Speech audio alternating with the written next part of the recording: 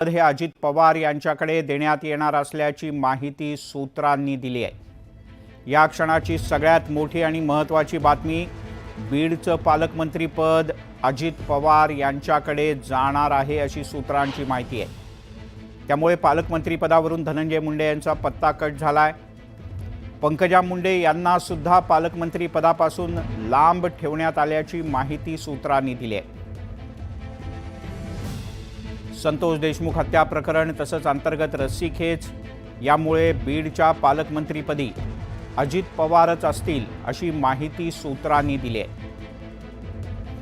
खंडणी, राजकीय आरोप, हत्येचे आरोप या सगळ्या गोष्टीतून होणारा राजकीय सामाजिक संघर्ष आणि राजकीय नुकसान हे टाळण्यासाठी बीडचं पालकमंत्रीपद अजित पवार यांच्याकडे देण्यात येणार असल्याची माहिती आहे।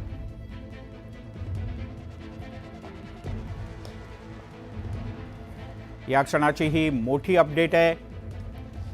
जर का धनंजय मुंडे पालकमंत्री होणार नसतील तर पंकजा मुंडे पालकमंत्री होऊ देत असं अनेकांना वाटत होतं। पंकजा मुंडे यांच्याबद्दल कोणाचा थेट आक्षेपही नव्हता, पण पडद्यामागून कदाचित काही जण भूमिका मांडत होते आणि अखेर सूत्रांनी ही माहिती दिली। अजूनही राज्यातल्या पालकमंत्रीपदाचं वाटप झालेलं नाही, ते आता कोणत्याही क्षणी होऊ शकतं आणि त्यातच बीडचं पालकमंत्रीपद हे अजित पवार यांच्याकडे येणार। स्थानिकांनी तर मागणी केली होती की बीडचं पालकमंत्रीपद एकतर अजित पवार यांनी घ्यावं किंवा स्वतः देवेंद्र फडणवीस यांनी स्वतःकडे ठेवावं, पण देवेंद्र फडणवीस हे राज्याचे मुख्यमंत्री आहेत। तांत्रिकदृष्ट्या संपूर्ण राज्याचं पालकत्व, राज्यातल्या प्रत्येक जिल्ह्याचं पालकत्व आणि राज्यातल्या सर्व पालकमंत्र्यांचे प्रमुख, कॅबिनेटचे प्रमुख हे मुख्यमंत्रीच असतात। विलास बडे आपले प्रतिनिधी आपल्यासोबत जोडले गेलेत। विलास, काय अधिक माहिती? मिलिंद, आपल्याला कल्पना आहे की गेल्या अनेक दिवसापासून पालकमंत्री पदाचा तिढा हा कायम आहे आणि विशेषतः या पालकमंत्री पदांमध्ये सगळ्यात कळीचा मुद्दा बनलेला आहे तो म्हणजे बीडचा पालकमंत्री कोण। तर अखेर या प्रश्नाचं उत्तर मिळताना दिसतंय।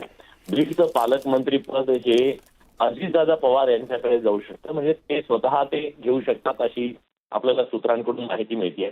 पालकमंत्री पदाचं जे वाटप झालेलं आहे त्याच्यात राष्ट्रवादी काँग्रेसकडे बीडचं पालकमंत्रीपद गेलं होतं, जो फॉर्म्युला ठरला त्यानुसार।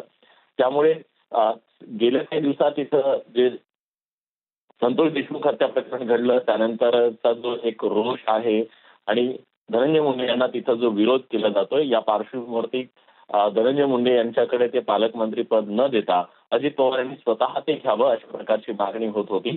आणि त्याचबरोबर भाजपचे आमदार असं म्हणत होते की तिथं देवेंद्र फडणवीस यांनी ते पालकमंत्री पद घ्यावं, पण जागा वाटपामध्ये म्हणजे पालकमंत्री पदाचं जे वाटप झालं त्याच्यामध्ये बीडचे पालकमंत्री पद राष्ट्रवादीकडे गेल्यामुळे अजित पवार स्वतःच आता हे शिवधनुष्य घेत आहेत आणि जे आव्हानांची प्रचंड मोठी मालिका बीडमध्ये आहे, जे सामाजिक परिस्थिती तिथं निर्माण झालेली आहे, या पार्श्वभूमीवरती अजितदादांनीच हे घ्यावं असा मतप्रवाह होता आणि अखेर असं कळतंय आता जी सूत्रांकडून माहिती मिळते त्यानुसार अजित पवार हे बीडचे नवे पालकमंत्री असू शकते। विलास, तूर्तास धन्यवाद या माहितीबद्दल।